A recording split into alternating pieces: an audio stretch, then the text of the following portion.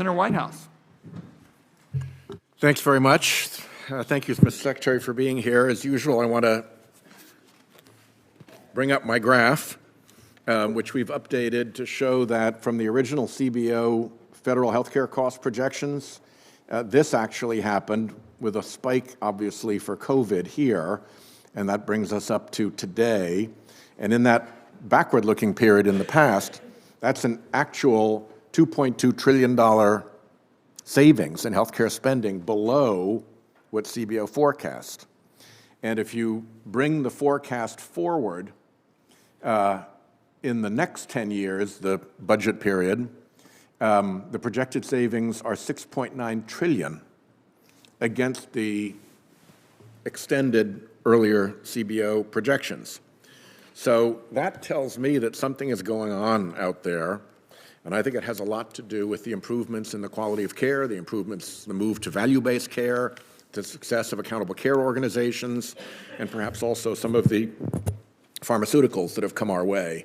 But I do think that this is worth taking a good hard look at, because if we can get those kind of savings out of the healthcare system without taking away benefits, we should be all over that.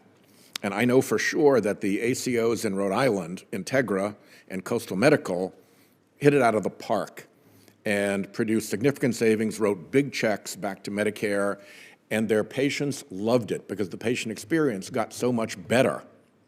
And so I commend that point to you, and as I always do, and hope we can make more progress there. I also want to go back to something that I have referred to you before, which is my efforts to try to get an end-of-life care model set up in Rhode Island using the CMMI pilot. I'm not asking the rest of the world to come with us. Just let us try it. We've been working for years. This began under CMMI Director Bowler, and then when he left, it was Groundhog Day, and we started in with his successor, and then the administration's changed, and it was Groundhog Day again, and now it's Liz Fowler. And the things that we've been asking for is a pool of waivers that really relate to how people near the end of their lives can use. The 3-day rule.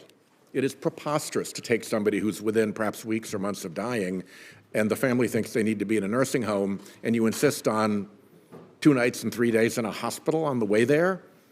That's frightening, that's expensive, that's, just unjustifiable. So we'd like to see that way for people who are in that category. Curative and palliative ought to be able to proceed in parallel.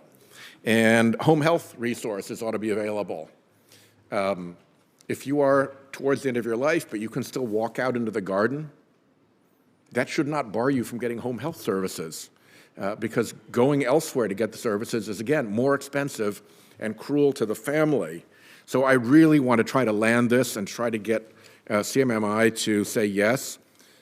The 3-day rule you've already agreed to under COVID. It was waived for COVID.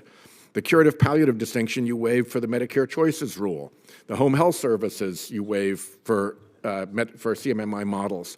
So it's not as if I'm asking you to do things that aren't sensible and eligible and ready to go. I just want a package so we can land this program in Rhode Island that I've been working on, I think, now for 8 years. Would you please help me with that? Very persuasive, Senator. Very, very persuasive.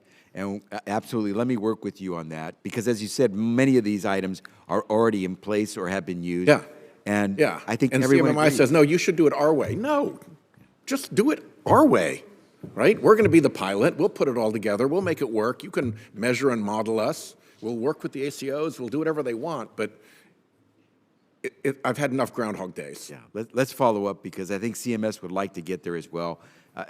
Again, we're heading in that direction, so let's see if we can get there with a good model. Thank you. And just because I see all the terrific purple shirts in the back, my Rhode Island Alzheimer's folks were in yesterday, and they were eager to have Medicare approve lecanemab and aducanumab for early onset Alzheimer's. And if there's anything that you can do to help facilitate that, I think that would be particularly helpful and welcome. And then last question, we would like to try to make sure that medication-assisted treatment for people who have opioid disorders can be accomplished through telehealth. We did that through COVID. Can we please find ways to extend that, because it seems to have worked very well, at least according to everybody in my recovery and treatment community. That last part was a question. Yeah. Should we do more of that? Can we keep doing that?